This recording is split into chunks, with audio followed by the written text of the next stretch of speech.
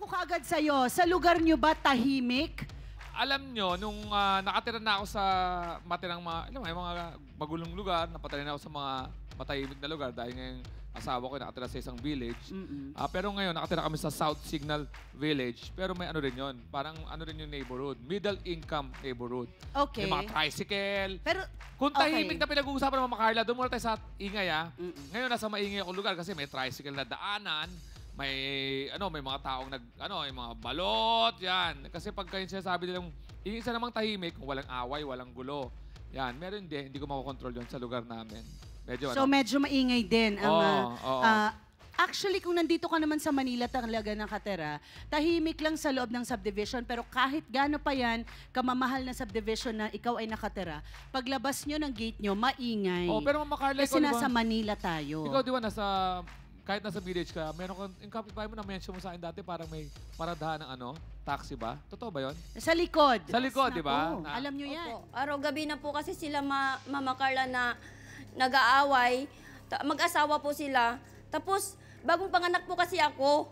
Bagong panganak po ako, nagdedede pa po yung anak ko, natutulog po. Halos magkadikit lang po yung bahay namin. Ding-ding lang. Opo, Ding-ding lang ang pagitan. Po. Tapos yung daanan nila po sa likod, kawayan, na ganyan. Kawayan lang po kasi kami doon, banda. Hindi po kami sa highway.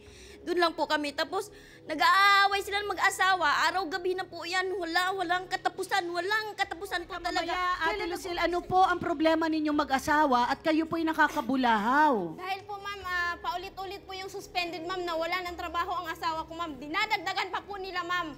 Pero ang problema ay kayo... Totoo yan! Lucille, ang problema ay kayo ay nirereklamo dahil nga maingay kayo at nakakabulahaw na kayo sa kapitbahay ninyo. Naghihingi po ako sa kanilang pasensya, ma'am. Pero hindi po nila tinatanggap, ma'am, dahil maingay po kami. Nanghihingi po kami ng pasensya sa kanila, ma'am. Siyempre, sa kapitbahay, may respeto naman po din kami. Kaso nga lang po, ma'am, Hingi ka ng hindi po pasensya na. kasi nila, ma'am, tinatanggap Hindi ang naman pasensya totoo namin yung sa kanila, hingi ng ma'am. pasensya mo, ma. Ito.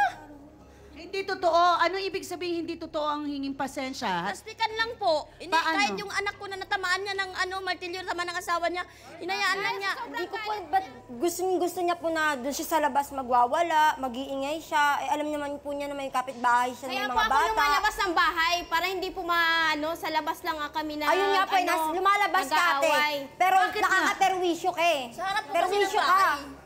May mga bata kami, patulog kami tapos magigising sa ingay mo. Buti kung kayo-kayo lang. Buti kung ikaw mag-aalaga. Never Hindi nyo naman ba... kasi tayo sa subdivision nakatira. Nasa squatter lang tayo. Ayun na nga po eh. Nasa squatter na tayo, pinapakita na pa. Pag mag-away sila mag-asawa, nandun ako lagi. Opo, madaldal. Kala mo kaaway niya yung tulay eh. Bakit? Paano yun, Joy? Doon siya sa tulay magdadaldal. Sabi, sino kaaway yan, tulay? Ando yung asawa niya sa loob, andyan siya sa tulay. Ano yung kaaway mo, tulay? Natural na daan kami sa tulay. Bakit pinagawa mo ba yung tulay na yun? Tulay Yun yun nga, para sira-sira sa na nga, di ka pa pangkalahatan nagyayaw-yaw. yun. Pangkalahatan yung tulay na yun, hindi lang para sa inyo.